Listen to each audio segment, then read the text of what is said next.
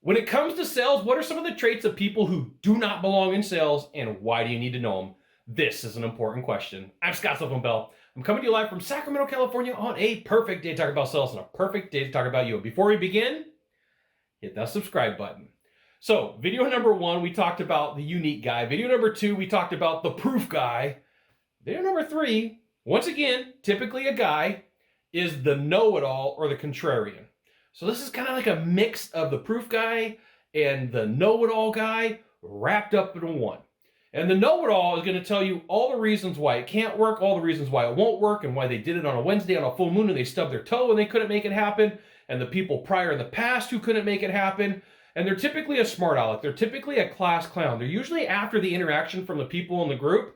And what happens is it chips away at the time with the meeting, with the people who are supposed to be interacting and supposed to be getting stuff done, and it just never happens. It's usually a struggle, and you're sitting there going like, why do you feel like you have to prove me wrong on everything?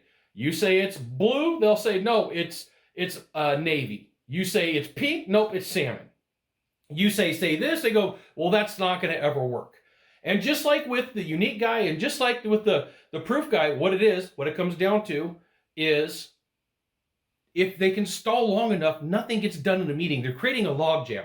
They're creating a problem for you because they know that everybody else has let them get away with it.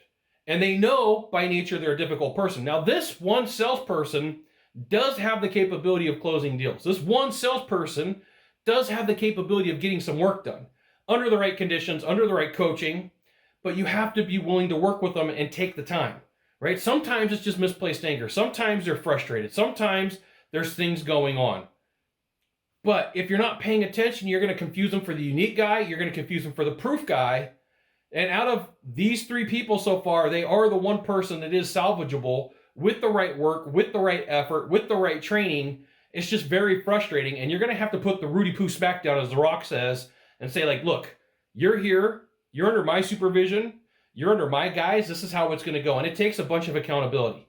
And this person typically acts out a lot. It's not just in your meetings. It's not just in your interactions. It's in all interactions. They usually lack a lot of self-control.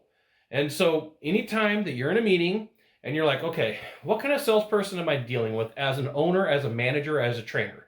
Am I dealing with a unique guy who can never have anything that's going to work for them? Am I dealing with the proof guy that always wants to know how it's going to work? Or am I going to deal with a know-it-all who's always telling me I'm wrong? So like, those are the 3 traits that you're looking for.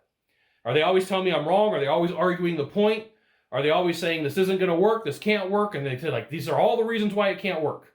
I can think back in my career of a couple of people that no matter what I said, it was always an argument about why it couldn't work, why it shouldn't work, and why it will never happen, right? And that's their hope because they don't want change. They don't want anything. But like sometimes this is really a good salesperson with the right supervision, with the right training, with the right development. Kind of like a almost asbestos underwear conversation because this person can be salvaged. Out of the 3, this is the guy that can be salvaged. There you go. You got one thing to do from here, just one thing. Find the subscribe button, click on it, and every time I send out a video, you'll get an update. This is Scott Bell Consultants and another fantastic video, probably from a cool location. Today I'm in Sacramento. We'll see you soon. Thanks for dropping by. Aloha.